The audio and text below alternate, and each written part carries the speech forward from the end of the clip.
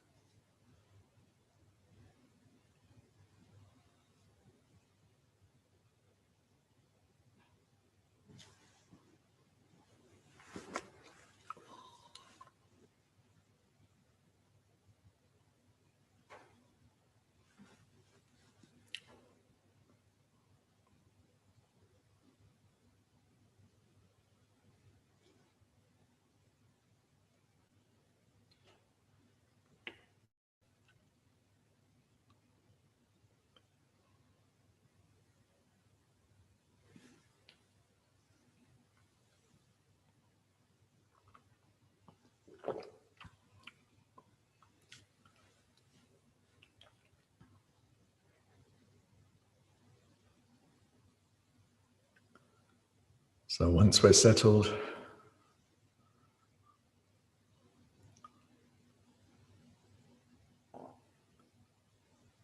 just aware of how it is.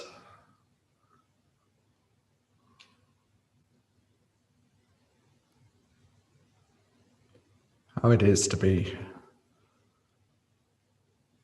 experiencing these moments of our life.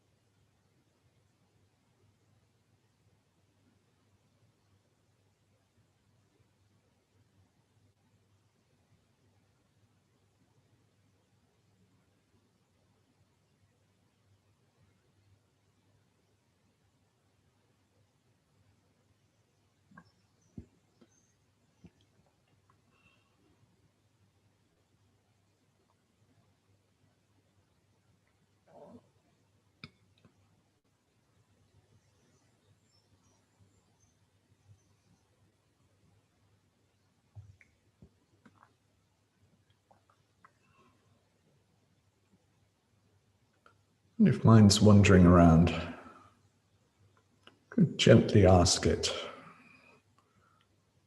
what's the objection to experiencing what's here and now?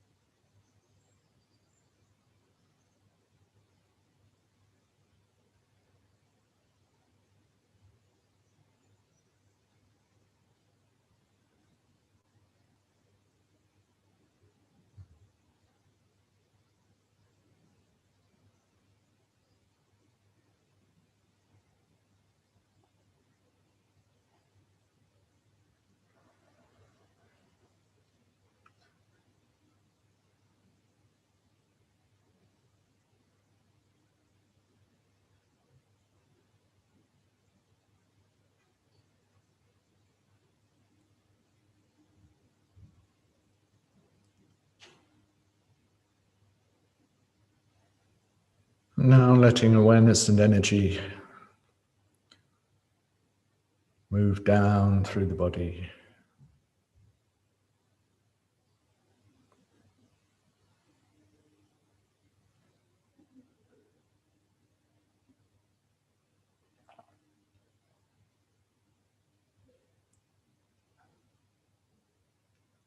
Feeling our contact with the ground.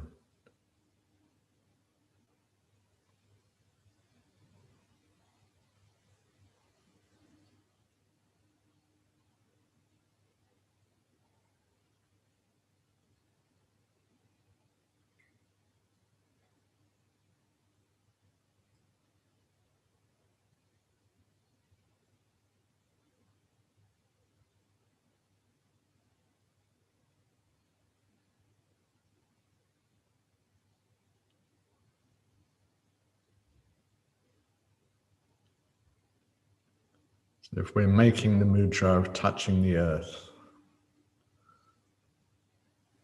not with our fingers, but with our awareness and our energy.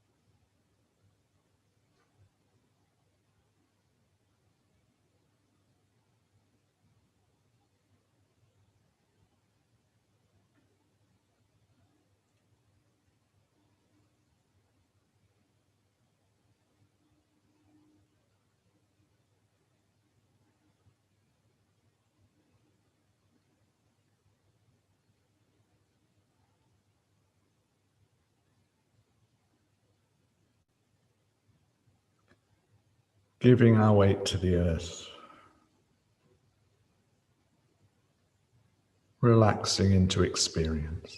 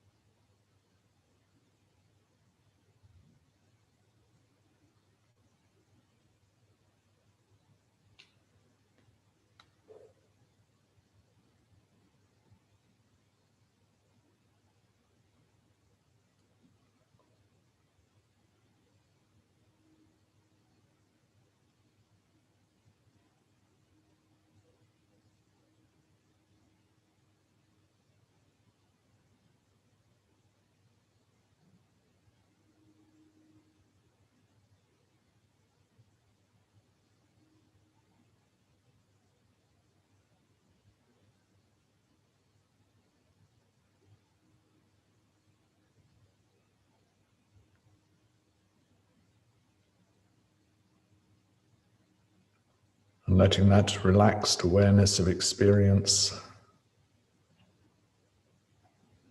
come up through the body,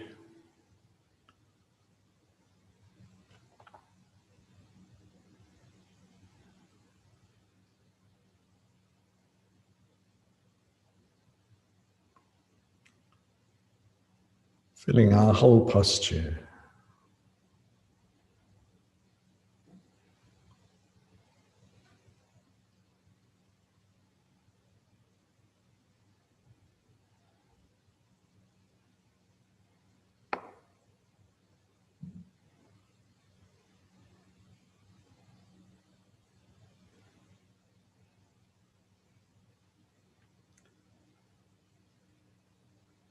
Now taking time to feel into the body.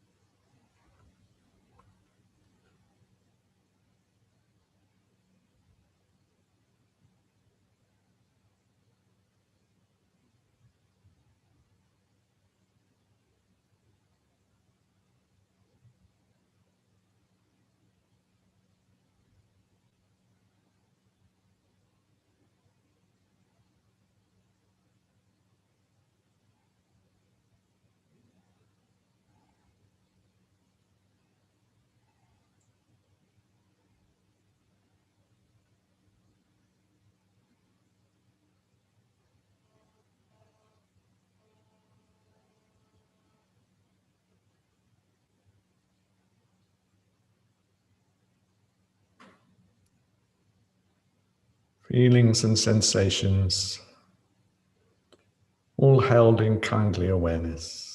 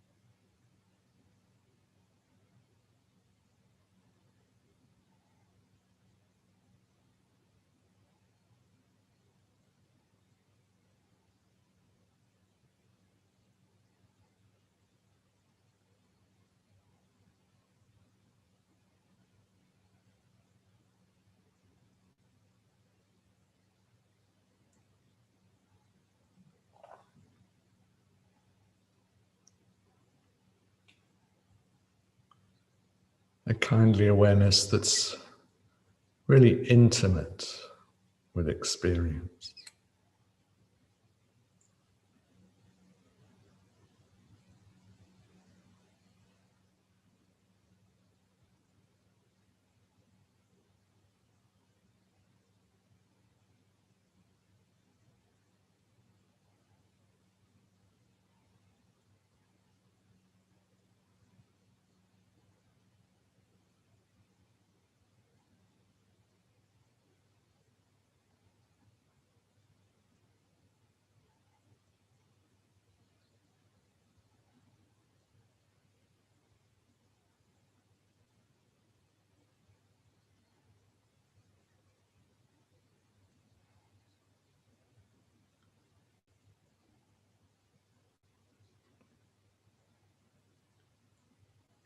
So intimate that there's no separation.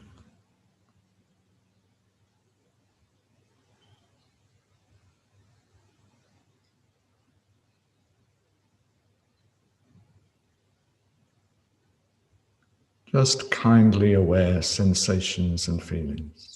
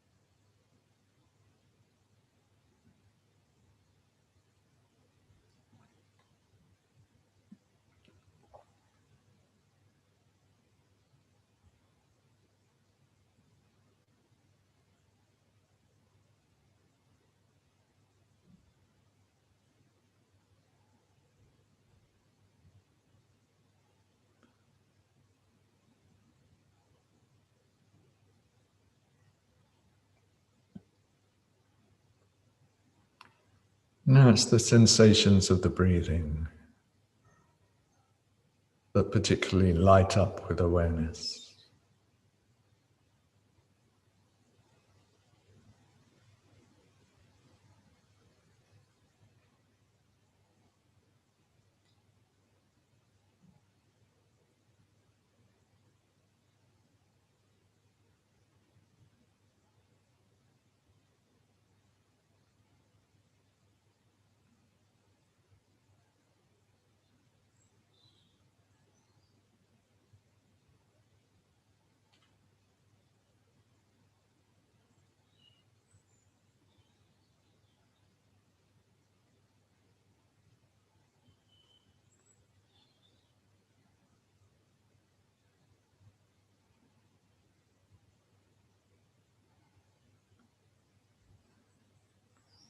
And if there's a sense of someone who's breathing, and with each in breath, Bring a sense of fully receiving from life, being fully resourced by life.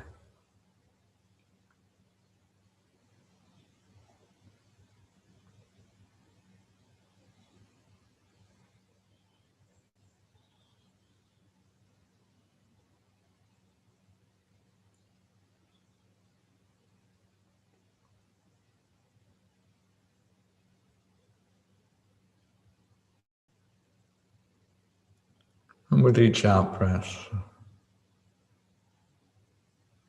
fully giving ourselves to the flow of life, not holding back.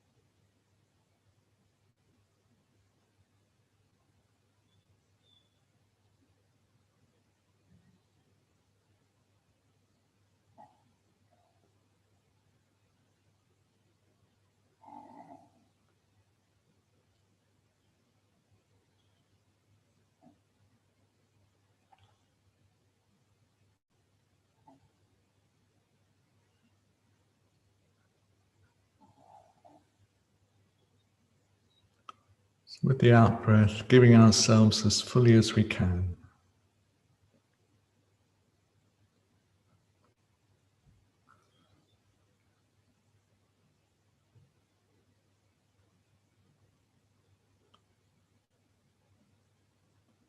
Which makes the space to receive all that we need so that we can give with the next out breath.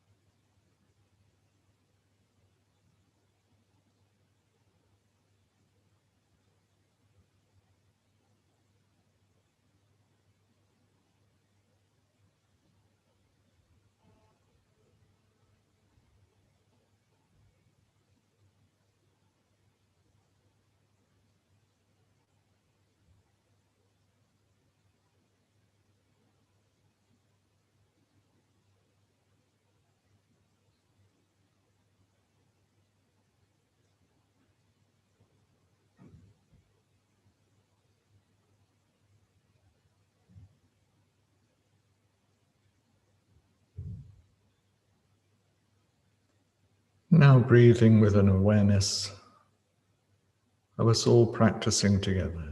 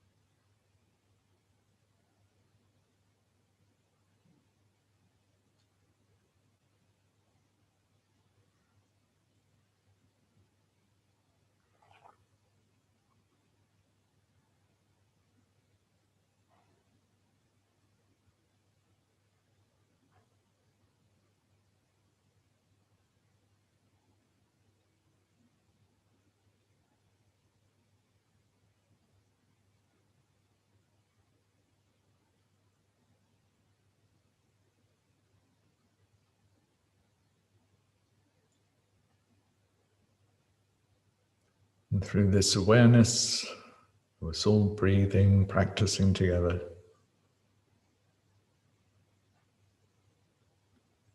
a sense of gathering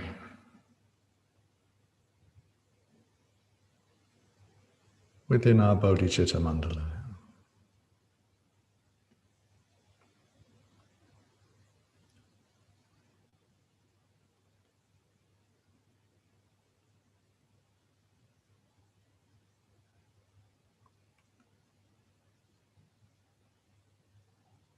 All practicing together,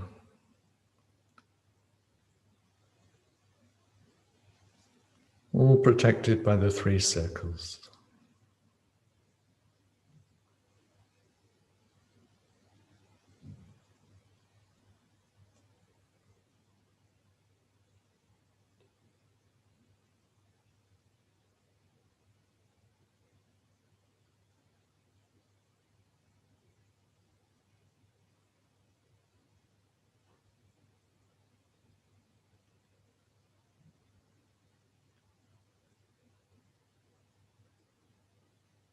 And at the heart of our meditative assembly is the refuge, is the Buddha, the refuge tree, the yidam, however we experience it.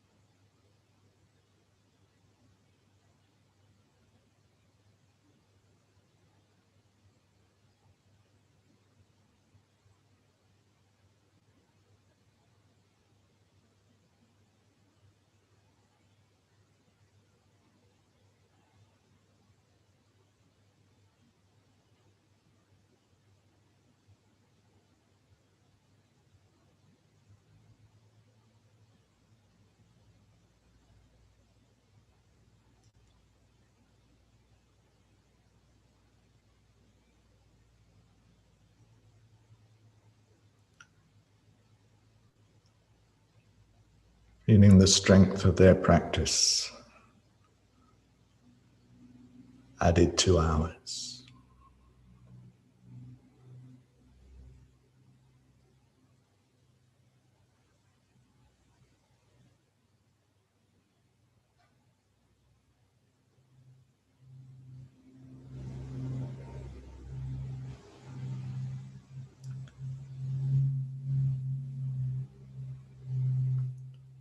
And with each in-breath,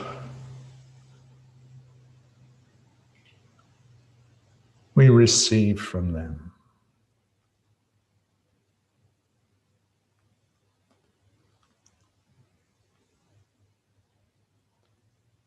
Receive resources. Receive whatever we need. Energy, fearlessness, whatever qualities.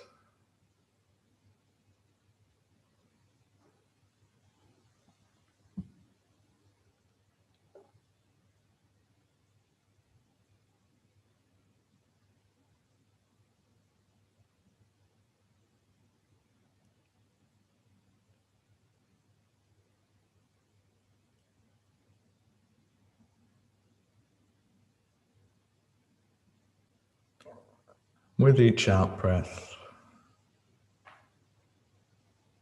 we share them with one another.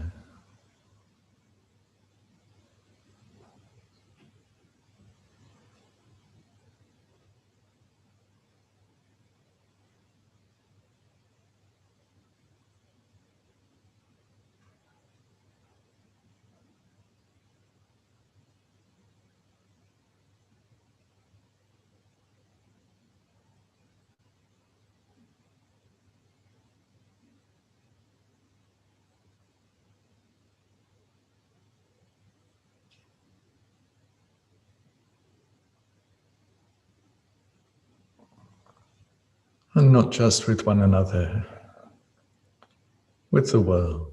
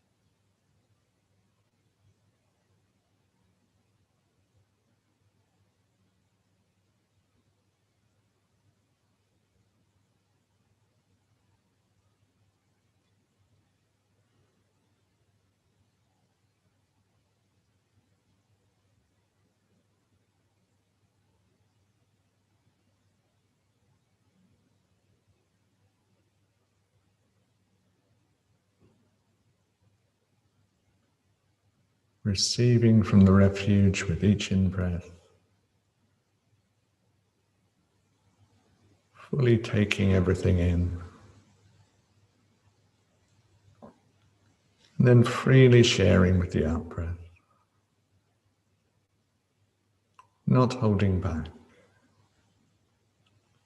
trusting the refuge.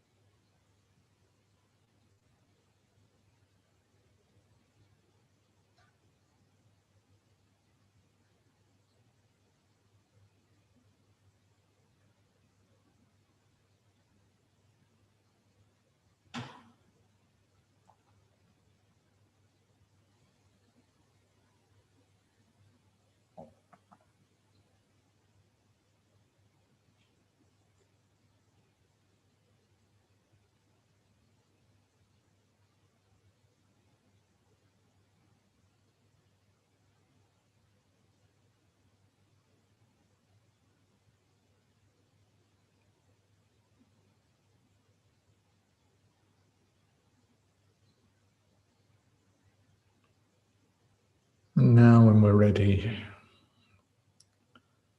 withdrawing awareness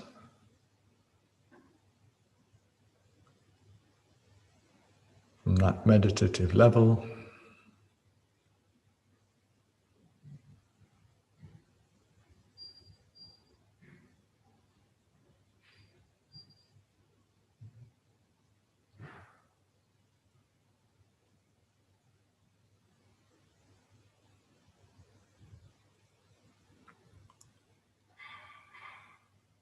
but no need to withdraw from the qualities, no need to withdraw from a sense of being nourished and enriched by the refuge.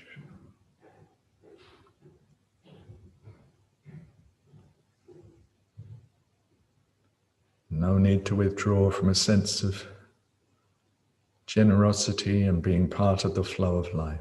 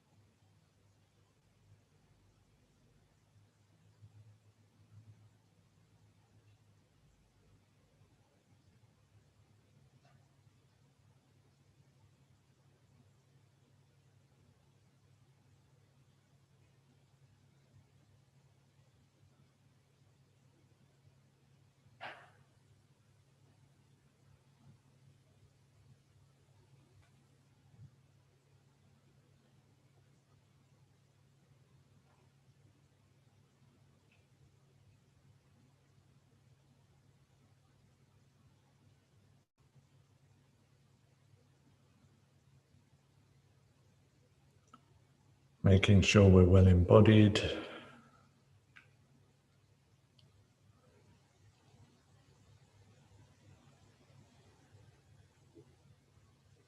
Can feel the earth beneath us.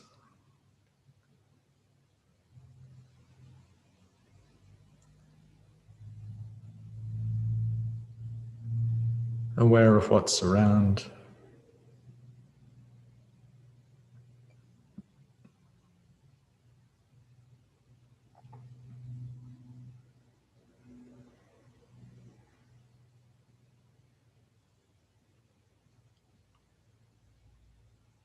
And sharing the benefits of the practice with all living beings.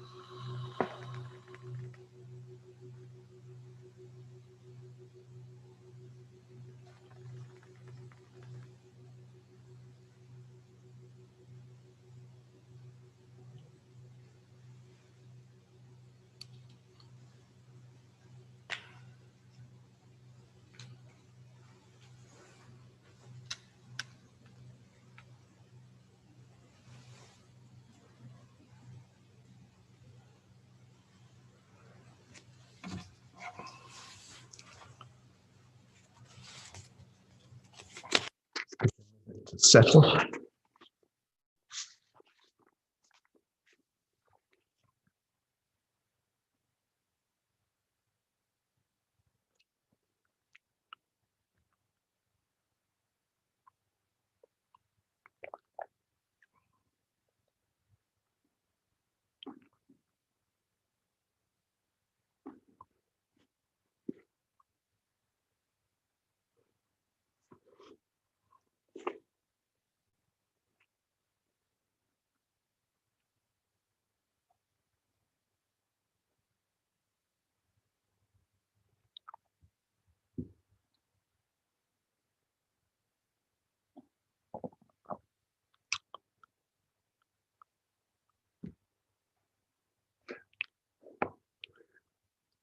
So yesterday, we carried on exploring dharana, and amongst other things, we looked at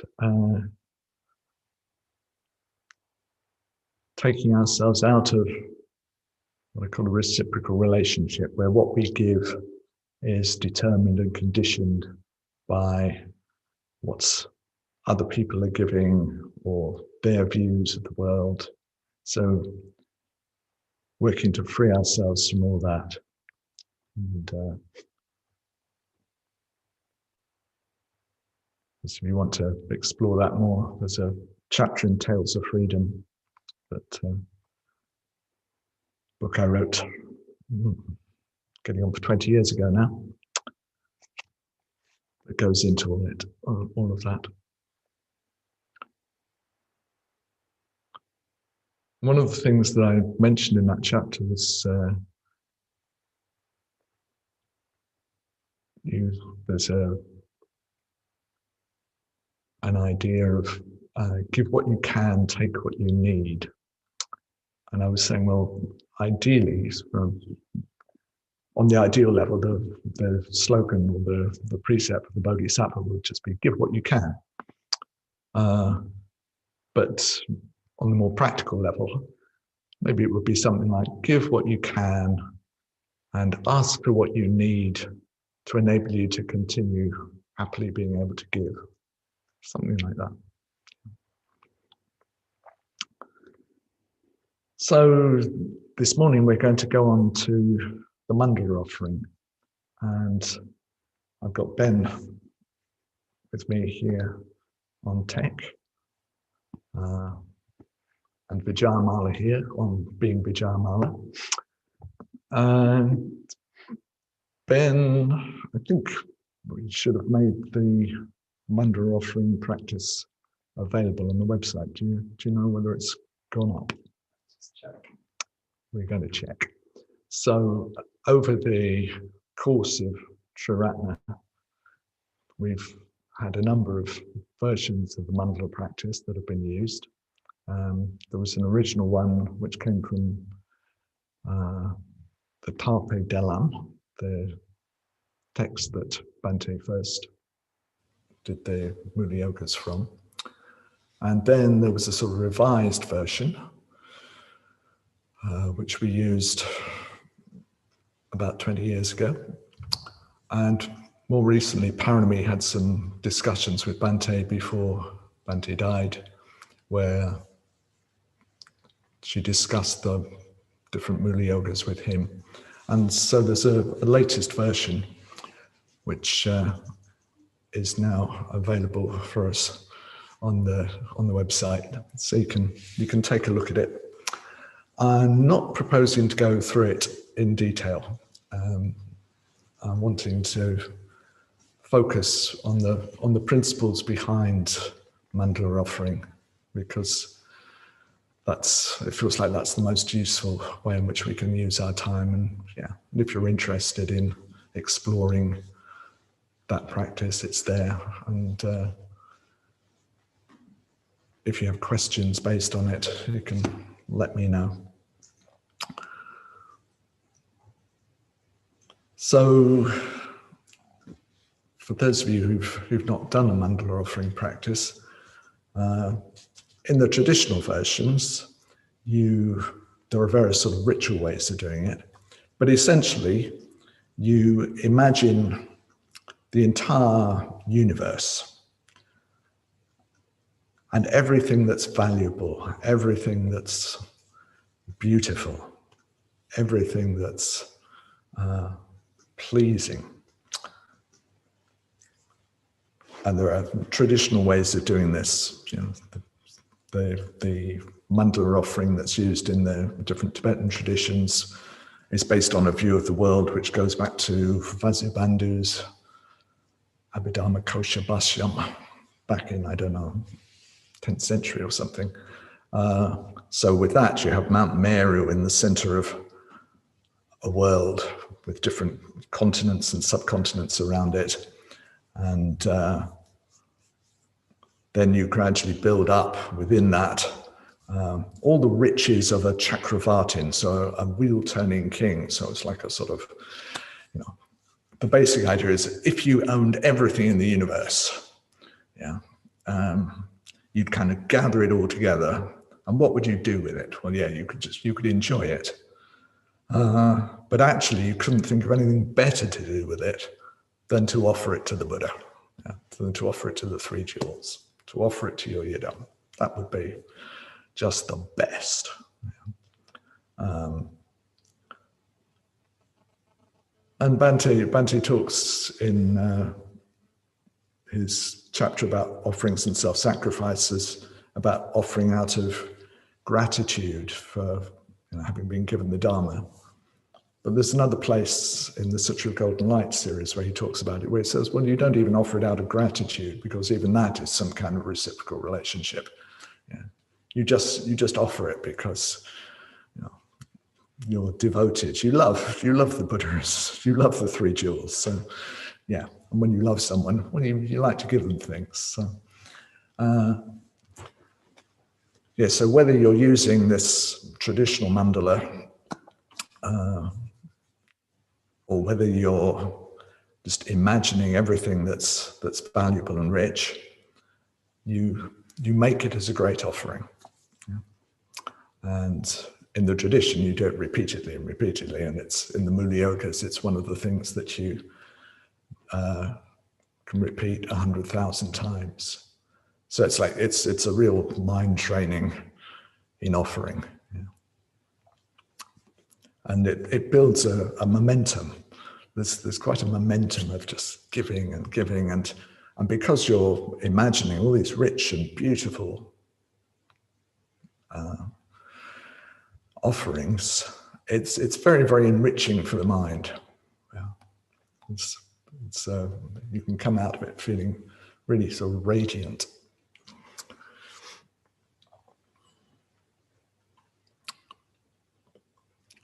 So yes, that's the underlying principle, and because we're on the imaginal level, we don't have to think, well, but I don't own all this, so I'm taking the not giving, offering the whole of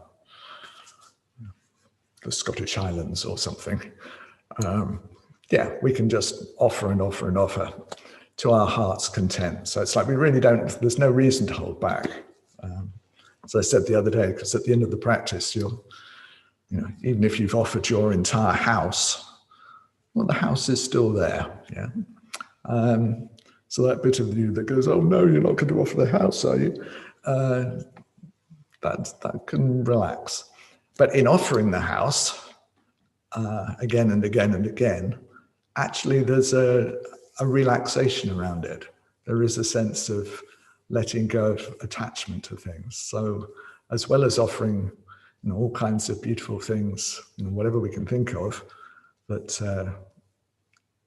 are owned by others or that nobody owns, we also offer what we own, and we can offer what we're attached to. Yeah, just with that sense of just giving, entrusting, sharing, with the refugees. And it helps to give us to get us to the realization that actually we never really own anything anyway.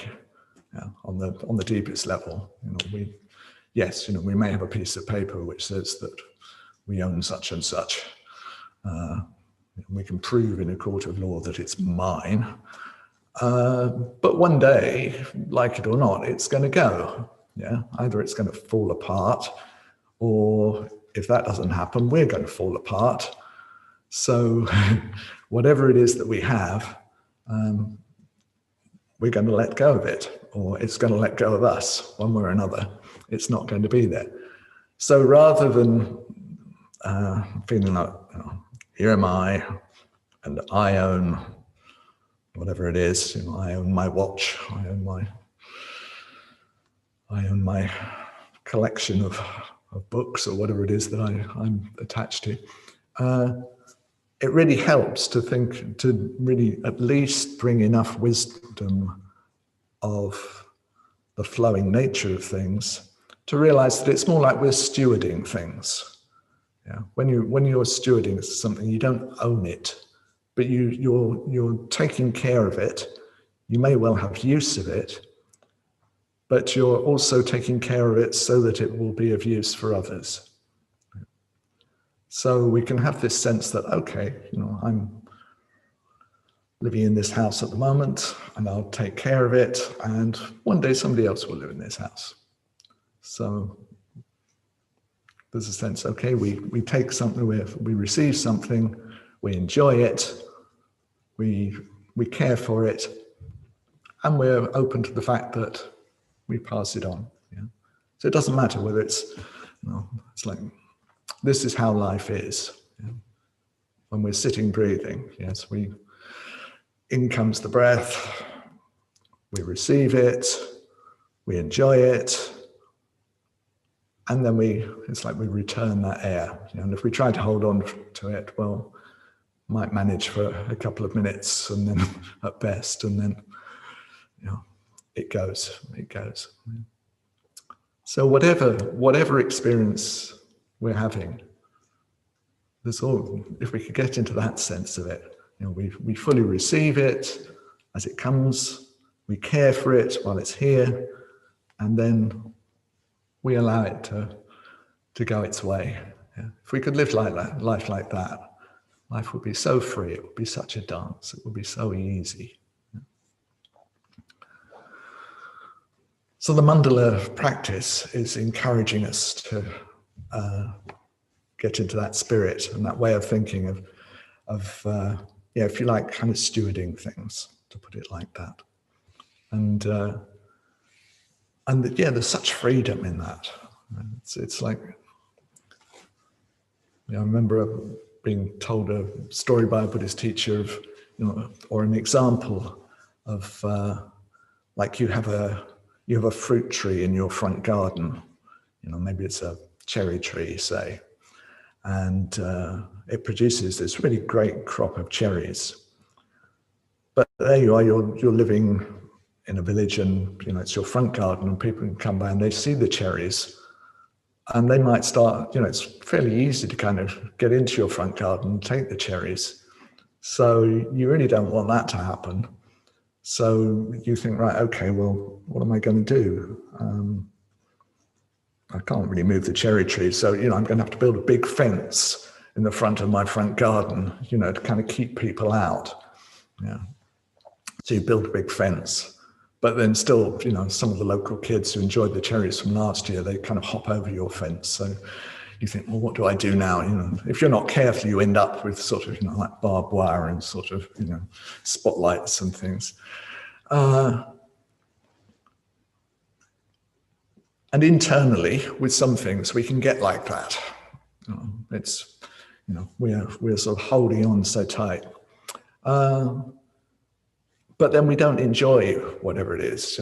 We don't really enjoy the cherries so much because, we've spent all this time and effort, kind of preserving the cherry tree to make sure that nobody else got any of the cherries. So the alternative is that you kind of let it be known in the village, you've got this kind of amazing cherry tree, and if people want to come and have some, they're very welcome. But you also take what you need for you. And the whole thing is easy. It's free. There's no struggle. So the mandala offering, has that tremendous enriching quality. it has the devotion and the love which we can express completely fully. It has a kind of inner momentum to it. It tends to get richer. It tends to get richer, you know, as we're really kind of engaging our imagination. And to start with, you think, well, what can I imagine that I could offer? But after a while, it's like, you know, our mind sort of develops this flow of things that are beautiful, rich things that we can just offer and offer and offer and offer. And there's also this momentum of freeing ourselves when we offer what we're holding on to tightly. Yeah. So we just practice, and that meditative offering does have an effect on our mind. Yeah. So it's as I say, it's a mental training in generosity. Bhante's teacher Dilgo Khyentse Rinpoche, somewhere he says, well, you know, if you're really kind of attached to money, and you know, you find it really, you know, you can't bear to kind of give any dana or anything. Well, one way you could start is you take a few coins or a banknote or something, and you take them in your right hand and you give them to your left hand. You go, there you are. And then you take what's in your left hand and you give it to your right hand. You go, there you are. And you go, there you are, there you are, there you are. And you just carry on like that. And even that just starts, you know, to kind of loosen things up, and you just get this sense of, oh, actually, this doesn't feel so bad, you know. And your hand, which was sort of started to get a bit kind of, you know, almost arthritic from the tension of hanging on, starts to learn that actually that's okay, and actually it feels quite good.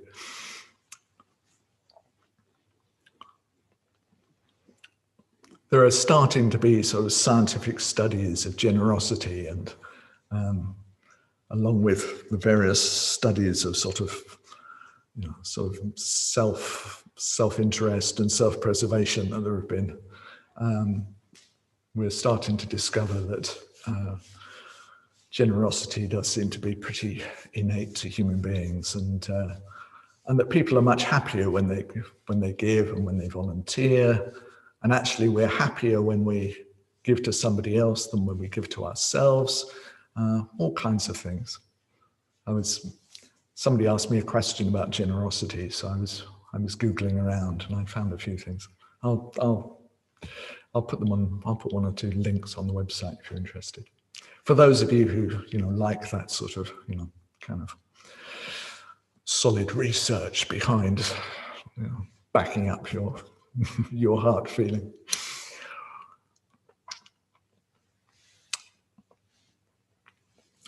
Okay.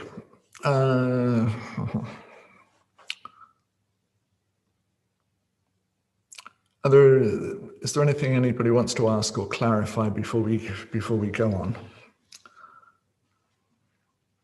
Yeah. And just unmute yourself if you do.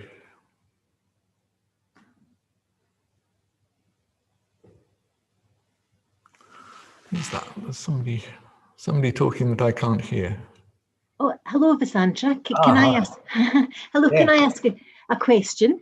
Yeah. Something that's been troubling me by its visibility is so I'm a nurse, and something I find myself getting more upset about is when I'm sorting out our drug cupboards. So there's a variety of drugs that get overstocked, and I find I've been surprised at how upset I am about being the guardian of resources. So they're not mine, but there is some identification with them being a kind of resource which I have a value about. And I puzzled how to deal with that, because actually my first response is one of irritation and anger, and then trying to set up asking why people overorder drugs.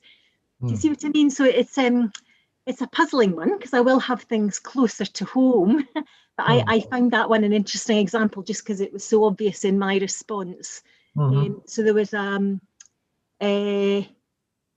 there wasn't a generous response to that abundance.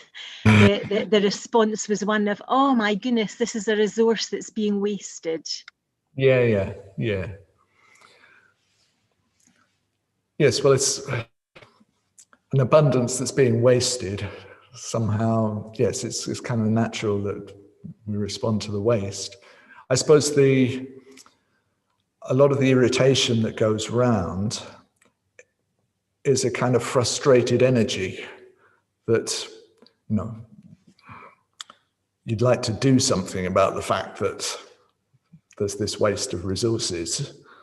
And maybe, I don't know enough about your situation, but it may not be easy to do anything about the purchasing policy of your hospital or wherever it is.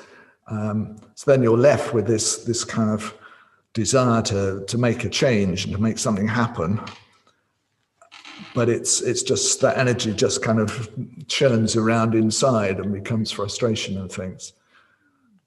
Something along those lines. So if there's any way that you can actually do anything about it, then you do that. If you can't do anything about it, maybe you can sometimes you can do a sort of substitution where it's like there are some areas of my life that I can't do anything about. But I feel that, if I'm teaching the Dharma, that at least is, if I can't do anything about the divisions in some society, at least I feel when I'm teaching the Dharma, right, well, I'm doing my best to help people not to create divisions through their mental states. And so in my own sphere of influence, I'm doing what I can. Do you see what I mean? So if you may be able to kind of channel the frustration. If you can't do anything directly in the situation, you channel it into something else where you do something and you feel, right, that waste in the hospital is motivating me even more to do this that I can do. So yeah, you find a way of channeling the energy. Thank you. That's really helpful. Thank you. You're welcome.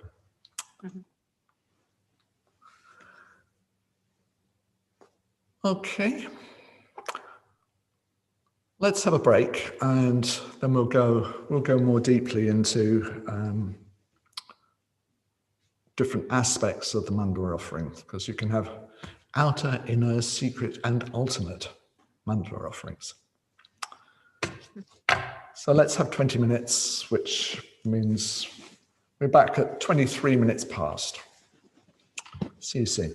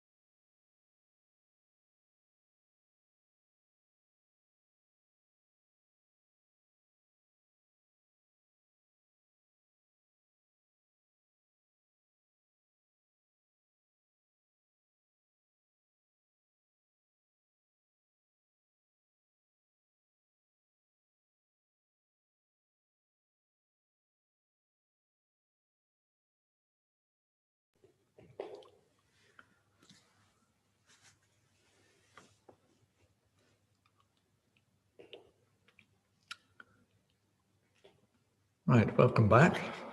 Well, those of you who are back.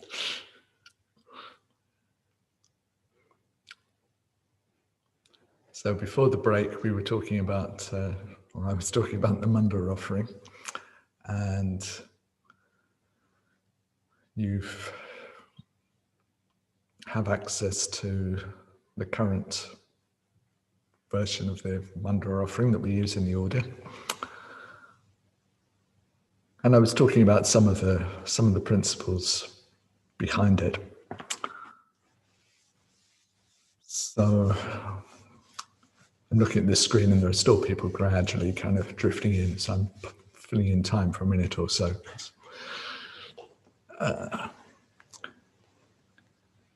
Yep, here we go.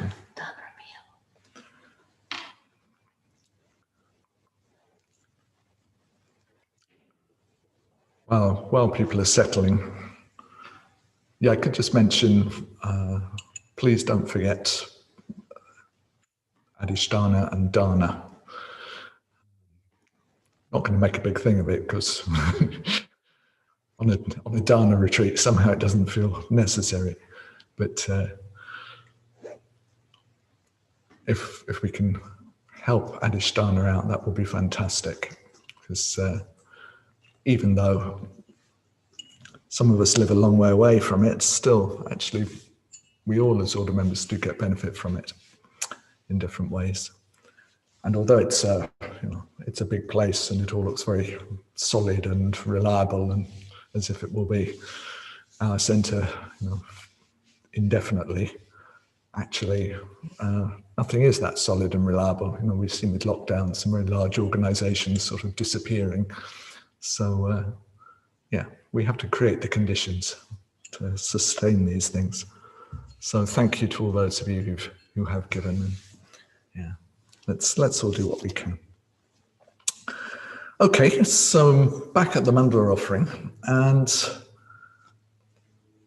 we're making this rich, wonderful offering, however we're visualizing it.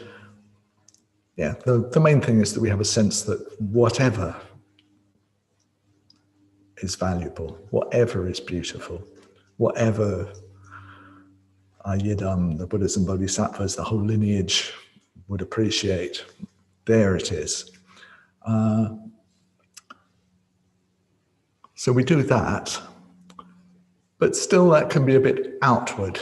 Very often when we think of generosity and dana, we think of, well, I'll give some money, or I'll give somebody my pen or whatever it is. And that is really helpful, but there are sort of other more inner areas which we need to relax and release. Otherwise, say we are really attached to something, perhaps we're even addicted to something. You may be addicted to one particular substance, and okay, you manage to give that up. But unless you actually, there's an inner transformation, after a while you find that you're getting very, very involved with something else, and that fundamental relaxation, which would mean that you didn't need to grasp onto things, hasn't happened. And so we need to keep working backwards, as it were, on deeper and deeper levels, relaxing and releasing our hold on things until we finally see that there's nobody to hold on to anything anyway. Yeah. So with the mandala offering, as we go deeper with it, onto deeper levels, we're finding deeper and deeper levels of freedom. So yeah, we start off with the outer mandala. So we offer everything external that's valuable. But then whenever we have an enjoyable experience, if we start to look into it, what is it that makes it nice? What is it that makes it enjoyable? Well, if somebody invites you to go for a trip to a beautiful garden, say, in order for you to really think, hey, this is really good, this is fantastic, you need more than just an invitation. You need to actually go there, and you need to open your senses and smell the roses, yeah, and see the color of the Japanese maple in the autumn, in the fall, yeah. So Buddhism is very aware that for a perceptual situation to happen, there's not just the object of perception, but there are the senses and the sense awareness that all need to be there. Yeah, so we start moving more inward. So we offer the senses, and by extension, we can offer the physical body, which enable this enjoyable experience to happen. So in his talk about offerings and self-sacrifice, Bhante talks about tantric inner offering, where you have it's done in many different ways, but one way is that you have symbolic representations of eyes and a tongue and nose and so on, all in a skull cup, and the heart symbolizing touch. So symbolically, you offer the five senses. Or there are some inner offerings where you offer the skandhas and the elements symbolically sort of transformed into something really beautiful and valuable, transformed into nectar, say. So the generosity is going to go deeper and deeper, and the relaxation and release of clinging is going to go deeper and deeper. So the inner offering of the mandala is where, again, you know, if you have a traditional mandala offering, you imagine, rather than seeing, you know, Mount Meru and the sun and moon and other things, you imagine the body transformed into Mount Meru, and the four continents represent the different limbs, and the sun and the moon are your eyes, and so on. So symbolically, you offer a transformed version of the body and the senses. But then, if we've gone to this garden and there are the roses and the Japanese maple and and those dahlias over there, it's not just even that. The pleasure isn't quite, what is the pleasure in it? Well, actually, the pleasure is a real sense of enjoyment that comes about from there being the roses there and our physical senses coming into contact with them. Yeah, that's what we enjoy, is the enjoyment, surprisingly enough.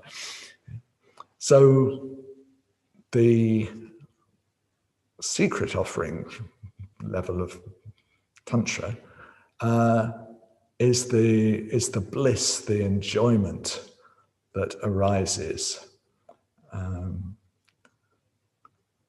that bliss becomes stronger. The less attachment there is, the less clinging there is.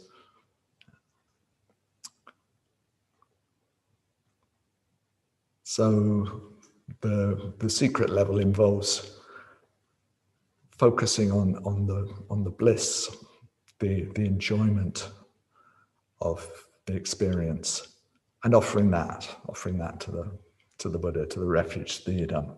So it's like you offer whatever makes them really blissful, whatever, and they're easily made blissful. Yes, the Buddha is. It's not difficult because the Buddha is not kind of caught up in anything. So yeah. You offer that enjoyment, you offer that bliss.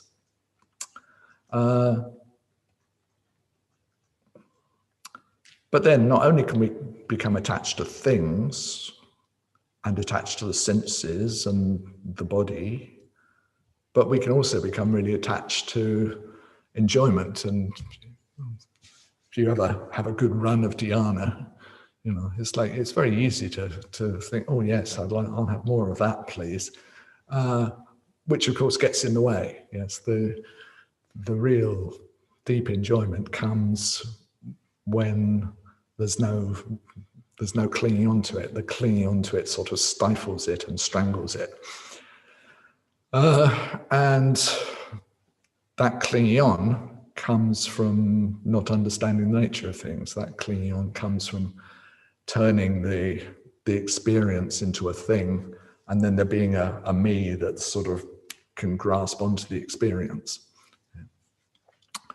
So seeing through that, we come to the sort of ultimate level, which is where we know the nature of experience. And the nature of experience is open, ungraspable, free, flowing. And so very often there's an offering of bliss which is combined with this knowledge of emptiness. They're sort of inseparable. They're two facets of the same experience. So then there's an ungraspable bliss, a bliss that you know you couldn't grasp at, and you know there's nobody to grasp at it anyway. So then there's this free experience that is spontaneously joyful.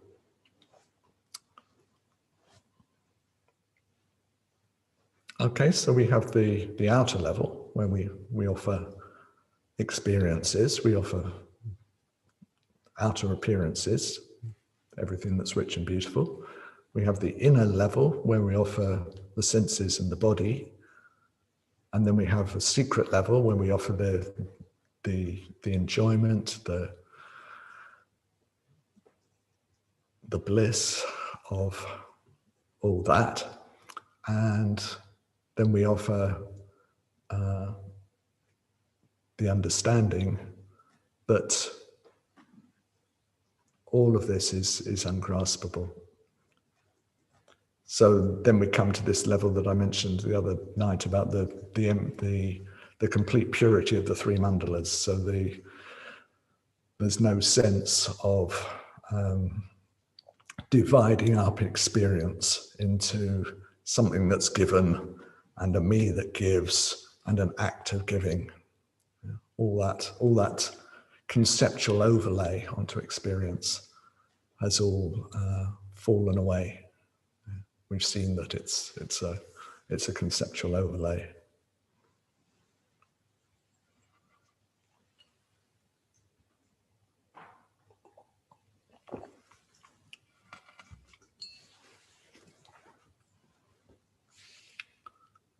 And as we go deeper, there's that increasing relaxation and release.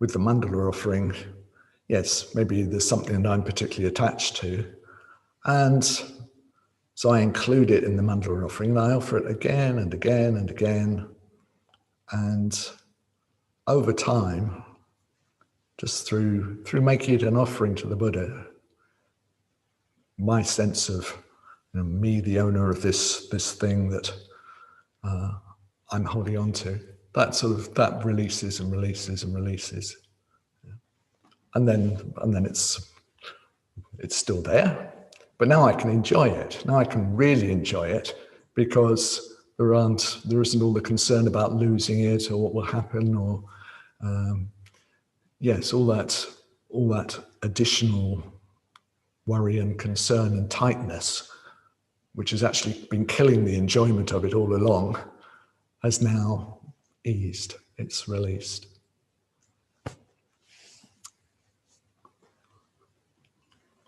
Okay, there's a lot more we could unpack, but do you get it's helpful if you can get an idea of a sort of process of deepening of practice with this.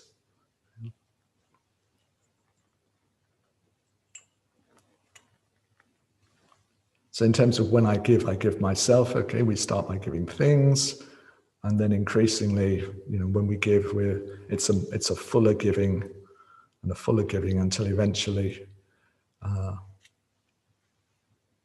there's a complete going beyond a sense of a me that's giving to something to someone.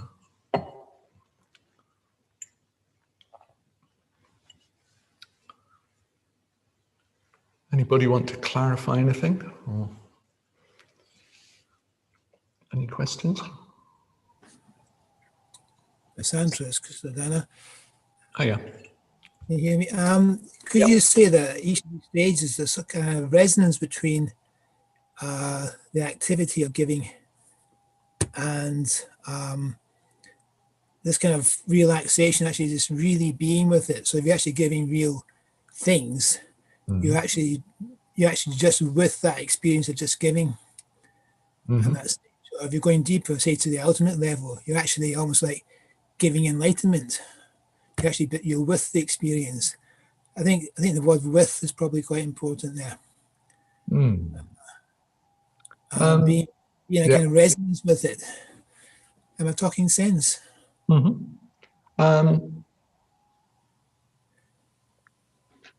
The more fully you're in the moment, and the more fully you're in the experience of giving, the more sort of total the giving is.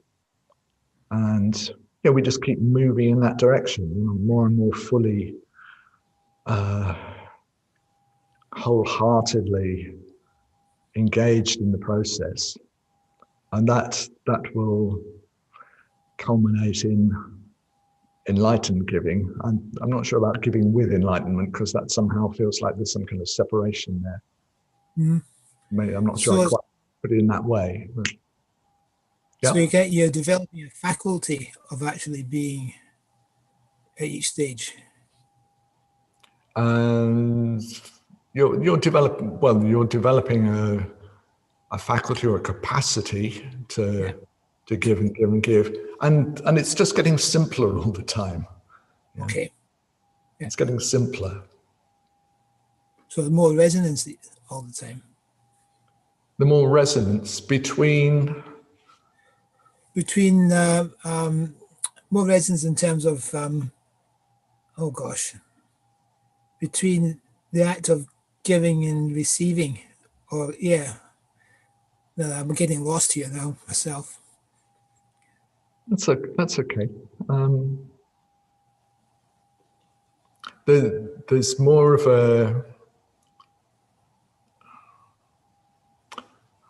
there's going to be less distance. That's what between me, the giver, and the person I'm giving to. That's going to become less. I'm going to be more in tune with the situation and with the person that I'm giving to. There's going to be more of a sense of a true exchange of energy, which is maybe another way of talking about resonance. I don't know. Yeah, it is. Something like that, yeah. Maybe that's as far as we can get for now. If you want to think about it and ask more at some point, or drop me an email and ask more. Yeah, it'd be good. I'll do that. Okay. Anything else? Vessantara, I think as long as the element of self is still present, then trying to give away things like mountains and things we can't give becomes more difficult, because the element of self at the back doesn't really believe it's possible, and it's a fiction. Yeah, I've got a question about that, which I'm kind of keeping up my sleeve, and we'll probably get to it later today. Yes, I know what you mean though. So, right. Yes, the whole thing can feel a bit make believe, and how does pretending to, with Tonglen, the question is something like, with Tonglen, giving material goods, I feel like I'm pretending to kind of feed people who are starving, and then I'm pretending to feel good about it. So I can't kind of see what the point of that is. I'm afraid you're going to have to wait till this evening for the answer, or session 4 for the answer to that. I'll try. But yeah, it's a good question. Thanks, Darpana. Mm-hmm. Mm-hmm.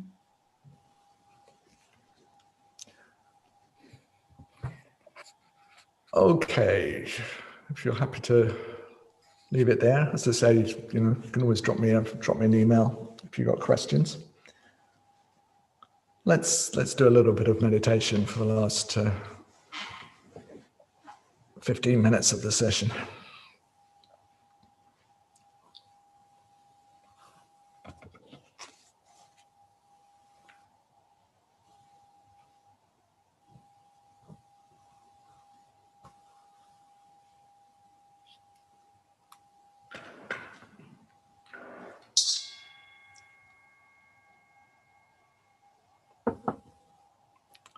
Some of you have got very beautiful shrines, I have to say.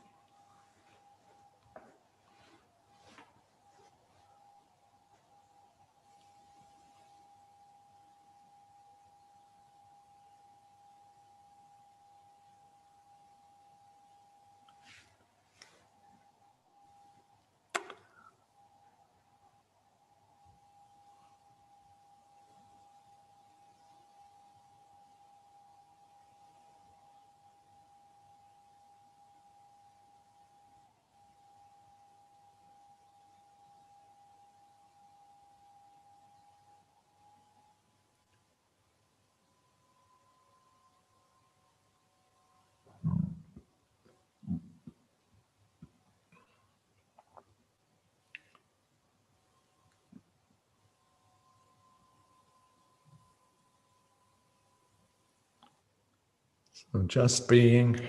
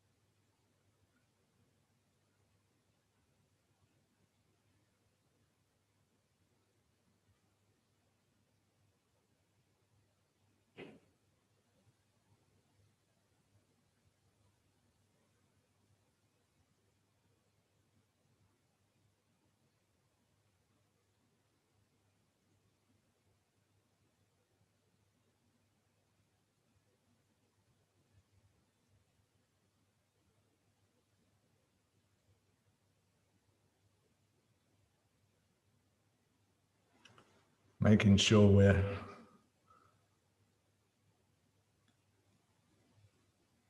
can feel the support of the earth.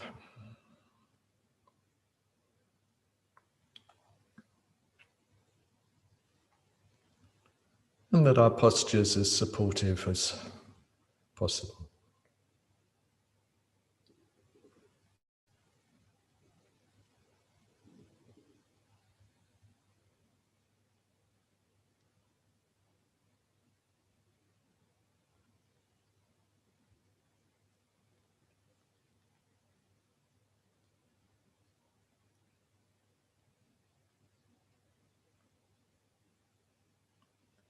Loving awareness in the body.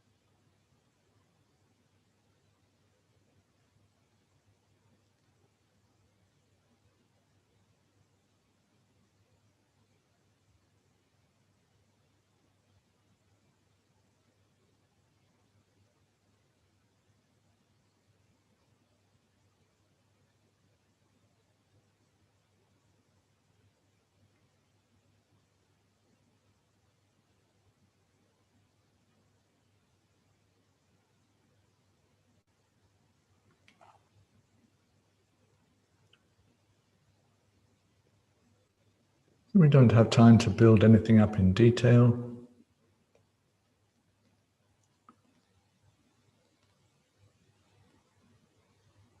But let's call to mind the refuge. So having a sense of being in the presence of the Buddha, or Yidam,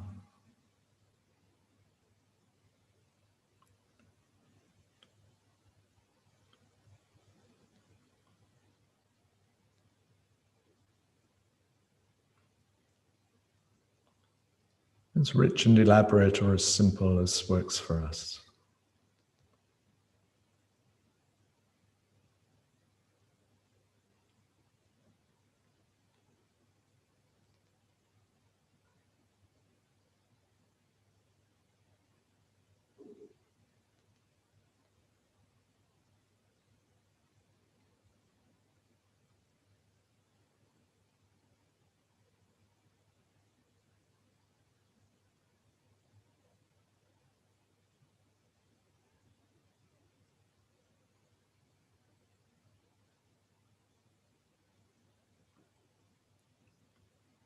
Relaxing in that loving awareness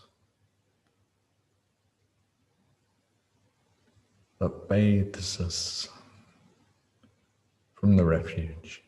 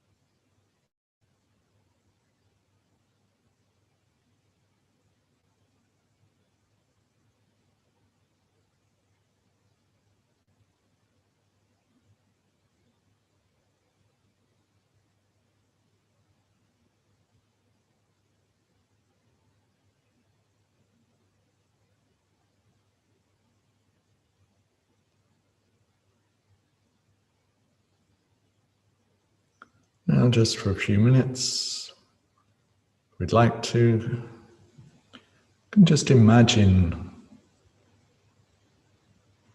offerings appearing, offerings to the refuge.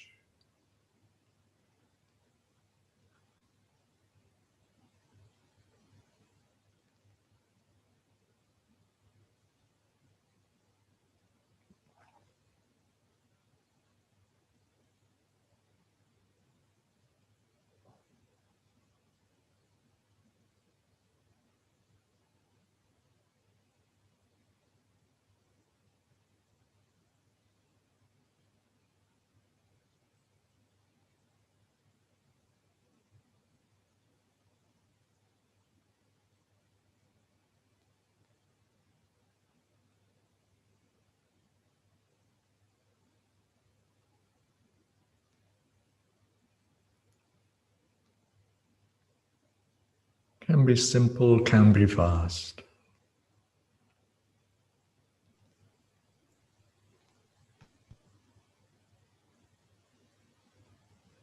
We're not just offering things, they're all, as much as possible,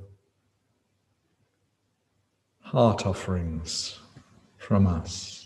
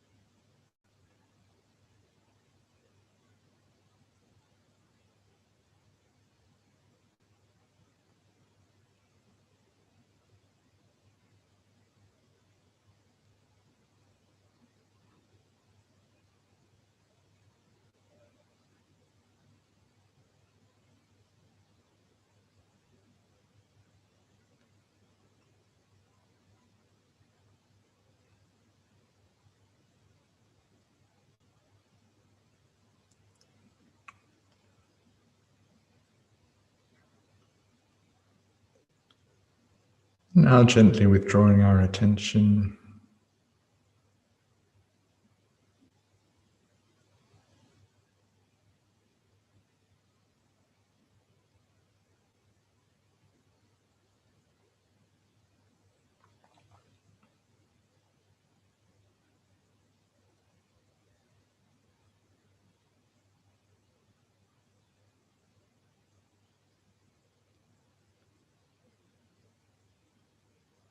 letting awareness fill the body again.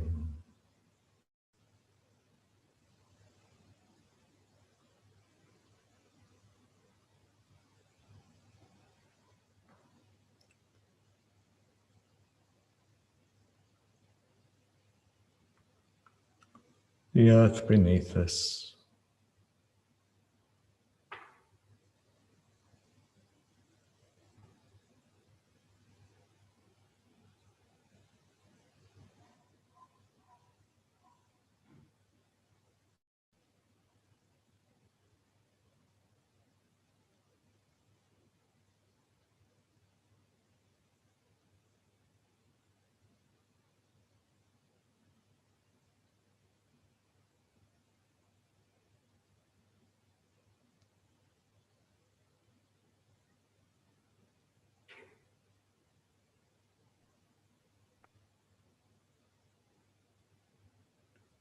And sharing the merits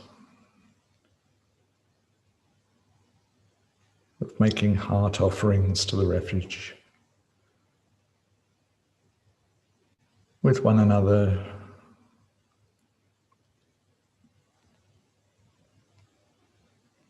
with all beings.